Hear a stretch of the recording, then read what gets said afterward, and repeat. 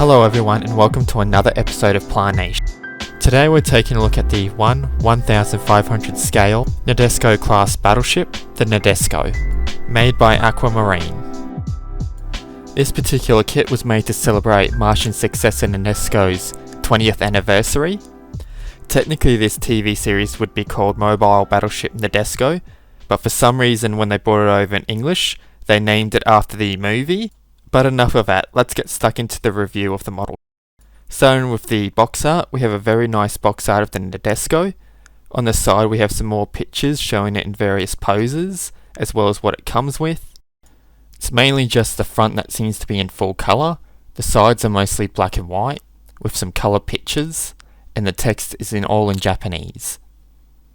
Now this kit actually comes in two versions, the regular version which I'm reviewing here, and the version that includes the Y unit. With the Y unit you get this kit, but you also get the parts to build the Y unit that attaches to the front of the Nadesico. Personally I prefer the plain original Nadesico, and that's why I didn't buy the one with the Y unit. Although if I had known the Y unit was coming as well, I probably would have waited for that and got that instead. If you look to the side of the video, you would see what the version with the Y unit would look like. Now looking at the instruction booklet, this is a bit thicker paper than what we're used to, so I think they've actually used higher quality paper here. Looking at the front, it's all in colour. Looking inside the instruction booklet, it's a pretty straightforward construction, very simple and easy to build.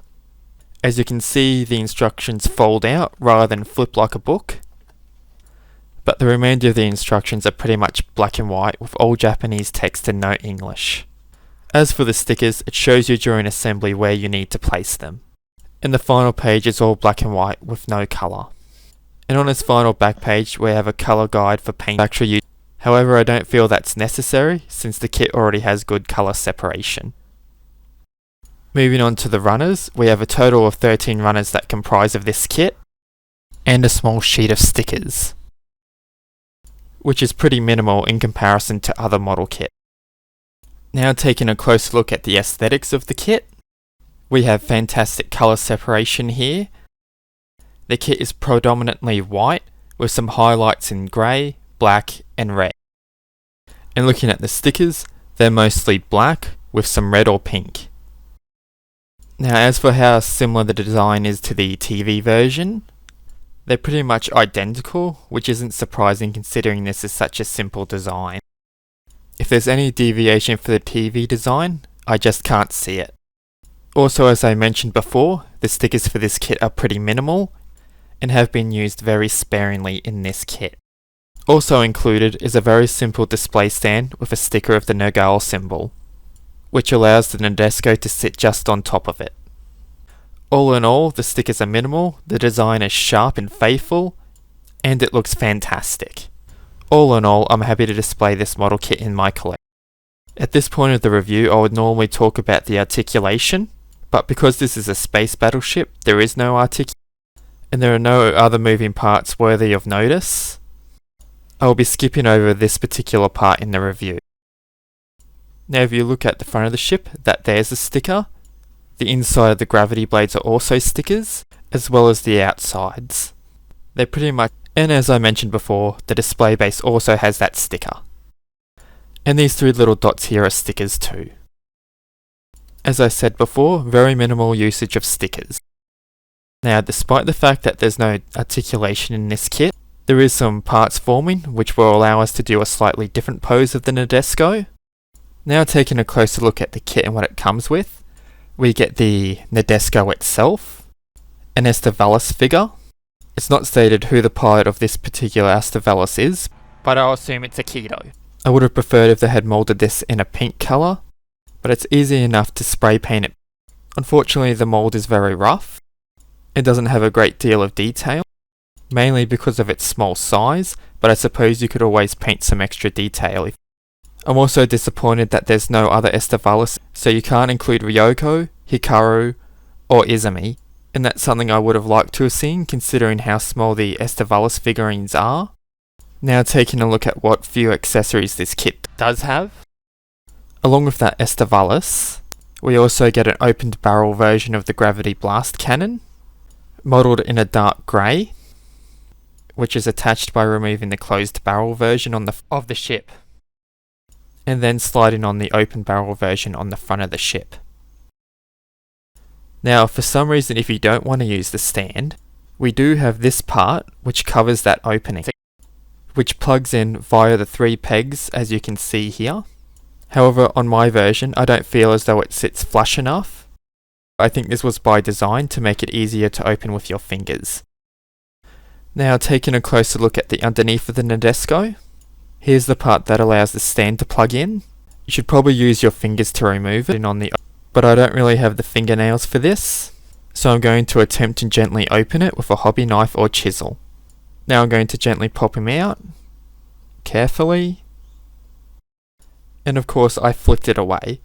Be very careful you don't lose this part, although I think you'll still be able to insert the display stand without it. Now we'll take that hole covering, as you can see there's 3 pegs, and we'll just gently insert it. As you can see, it does not sit as flush as I would like it to, but like I said, I'm pretty sure this is by design, which makes it easier to remove. Again, I have to point out how impressed I am with the detail of this kit.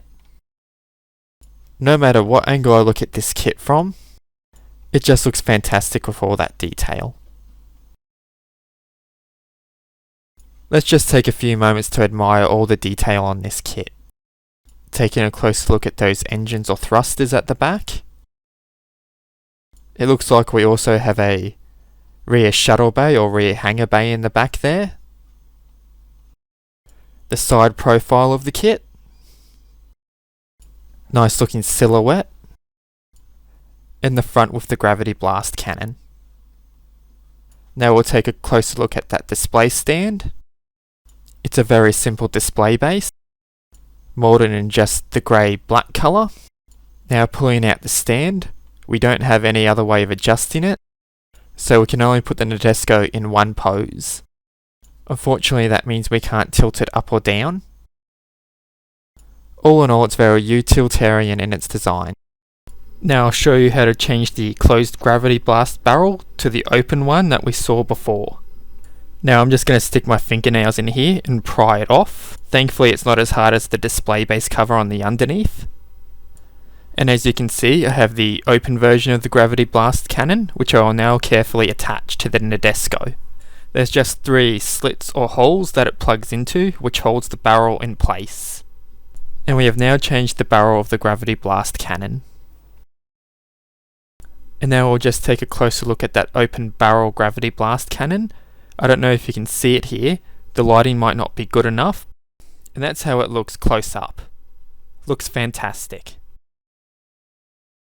By the way, viewers, if you're enjoying this content and you want more, please drop us a like for the YouTube algorithm. Now moving on to a closer look of what I assume is Akito's Estivalis. We just have a very rough mould in red, very little detail. There's not really many posing options, but I like to pose him on top of the bridge of the Nadesico, like it was in the first episode when the Nadesico surfaces from its docking bay or shipyard. Really, you could paint this in pink if you wanted to, but I didn't bother to do that.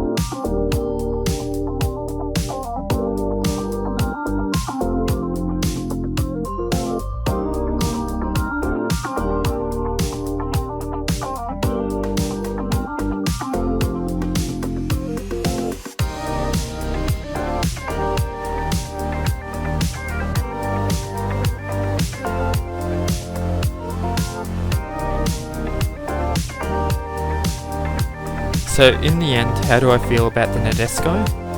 I think it's a great looking kit. It looks sharp, beautiful, it has fantastic colour separation, and very minimal stickers. But again, this is a very expensive kit, especially now. And in my case, I had to resort to a retailer I don't normally use to get it. Now if you do want the version with the Y unit, that does whack a fair bit onto the price. Although if you're chasing the clear version of this kit, the clear version doesn't really make a difference to the price. I see most retailers now have it priced over 60 Australian dollars. Thankfully it's still easy enough to track down the regular version or the version with the Y unit. However, it is one of the few Nadesico kits available. It is also one of the most modern Nadesico kits. All the other kits are old Estevalis kits, which don't look anywhere near as good as this kit, and their articulation pales in comparison to any modern day Pla-Mo kit. I know I forgot to pull out the ruler when I originally recorded this video, and this is only a small model kit, but this kit is only 20 centimeters in length. This Pla-Mo also comes with very minimal accessories, just a poorly moulded Estevalis figurine, and just two versions of the gravity blast barrel, an open version and a closed version. I think it would have been nice to include some more Estevalis, even if they were poorly moulded in that red colour. All in all, I highly recommend this kit, despite the current price. I give it a 5 out of 5, and I also think that Aquamarine has done a fantastic job bringing the Nadesico to life. For me, it's more of a surprise that such an old anime has gotten a modern day Pla-Mo. Just keep in mind this anime aired more than 25 years ago. Now that we've wrapped up everything I have to say about this kit, I'll see you all on the next episode of Pla-Nation.